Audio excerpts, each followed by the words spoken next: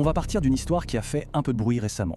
Une cyberattaque, a priori assez simple, qui a touché le gouvernement français. Mais et si cette faille de sécurité n'était pas juste un petit problème technique?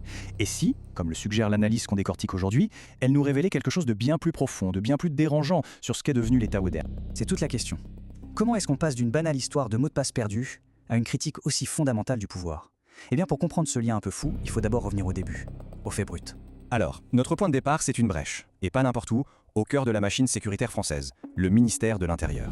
Cet événement, qui pourrait passer pour un fait divers, va en fait être notre fil d'Ariane pour une analyse beaucoup plus large. Et ce qui a été visé, ce n'est vraiment pas anodin. Les pirates ont ciblé 2 fichiers ultra sensibles de l'État. D'un côté le TAJ, qui contient en gros les antécédents judiciaires de millions de personnes. De l'autre, le FPR, le fichier des personnes qui sont activement cherchées. On est donc sur un niveau de gravité maximal. Et l'échelle de ce vol de données, si on en croit les pirates, est juste colossale. On parle de plus de 16 millions de fiches qui auraient été siphonnées. C'est un chiffre qui donne le vertige et qui évidemment pose de très sérieuses questions. Mais le plus dingue dans cette histoire, ce n'est pas tant la quantité, c'est la simplicité de l'attaque.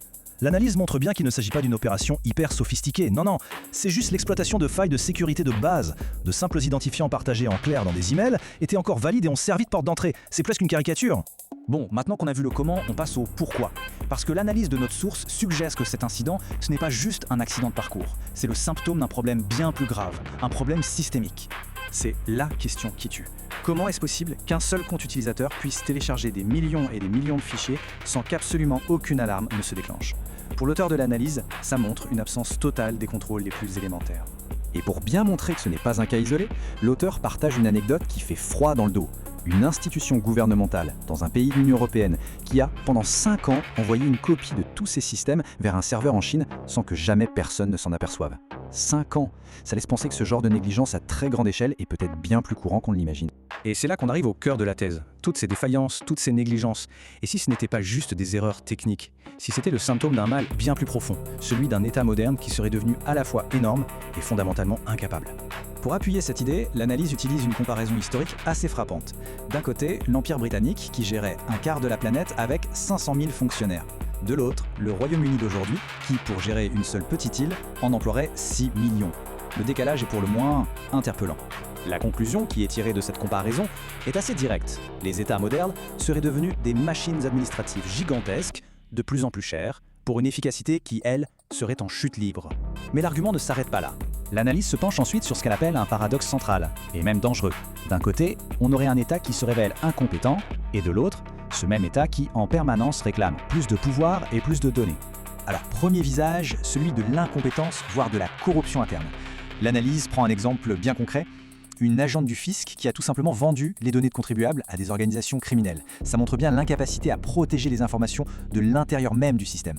Et quasiment au même moment, on a l'autre visage, celui du pouvoir qui s'étend. La même administration, qui n'est pas capable de sécuriser les données qu'elle a déjà, en demande de nouvelles, encore plus personnelles, comme la déclaration de tous les avoirs en crypto-monnaie. C'est cette contradiction qui est au cœur de l'argument. Et tout ça nous amène à la partie finale de l'analyse, la plus philosophique on pourrait dire.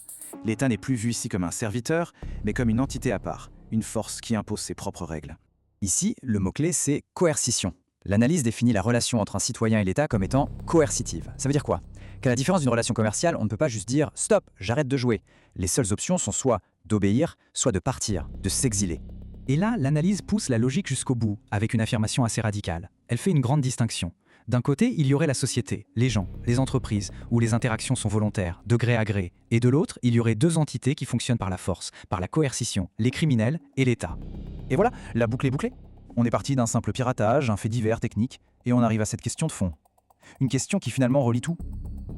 Si une institution se montre incapable de protéger ses propres secrets, peut-on vraiment lui faire confiance pour protéger les nôtres? Surtout quand elle nous oblige à les lui donner.